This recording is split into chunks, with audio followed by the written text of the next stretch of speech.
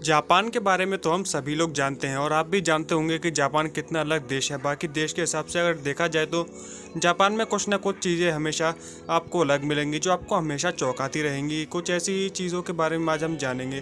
तो आज जानेंगे हम जापान के बारे में कुछ ऐसे फैक्ट्स जो आपको चौंका देंगे। और वीडियो लाइक कीजिए अगर वीडियो आपको पसंद आती है, और चैनल को सब्सक्राइब कीजिए, बेल आइकन दबा दीजिए ऐसी और वीडियोज़ के लिए। तो चलिए जानते हैं कुछ ऐसे फैक्ट्स अबाउट जापान जो कि आपको एकदम चौंका देंगे। जहां आपने हर जगह पर देखा होगा, इंडिया में भी और इंडिया के बाहर भी कई देशों में, ज़्यादातर देशों में आपने देखा होगा कि ट्रेन ऐसे चलती है जो कि पटरी पर ऐसे सीधे चलती है। लेकिन अगर आप जापान में जाएंगे तो वहां पर आपको कुछ अलग भी देखने को मिलेगा जो कि जापान हमेशा दिखाता आया है। तो वहाँ पर आपको एक ऐसी ट्रेन भी मिलेगी जो कि उल्टी चलती है, जो कि आप अपने स्क्रीन पर देख सकते हैं, जो कि ऐसे लटक कर उल्टी चलती है ये ट्रेन।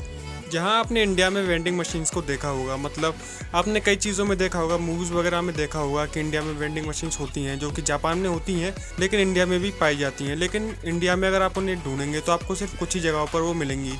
और लेकिन अगर वहीं आप जापान में होते हैं तो आपको जापान में हर 200 या 300 मीटर पर जाकर एक वेंडिंग मशीन मिल जाएगी। और जापान में लगभग 5.5 मिलियन वेंडिंग मशीन्स हैं। तो इतनी वेंडिंग मशीन्स का ये करते क्या होंगे?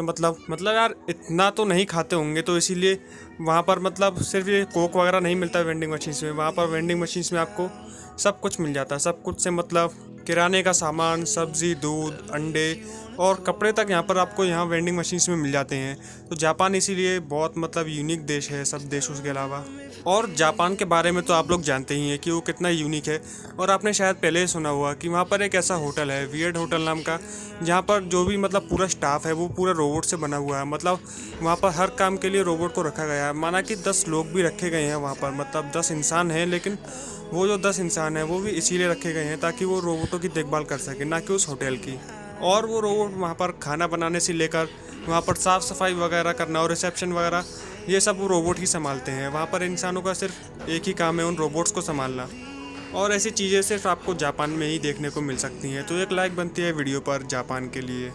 हम जब भी इंडिया में ग्रोसरी शॉपिंग के लिए जाते हैं तो वहाँ ग्रोसरी शॉपिंग करते वक्त हमको वहाँ पर इतनी भीड़ देखने को मिलती है। और वहाँ पर ऐसे दुकानदार भी होते हैं जो कि बार बार डिस्टर्ब करते हैं, और ऐसे ही वहाँ पर बहुत शोर और होता है।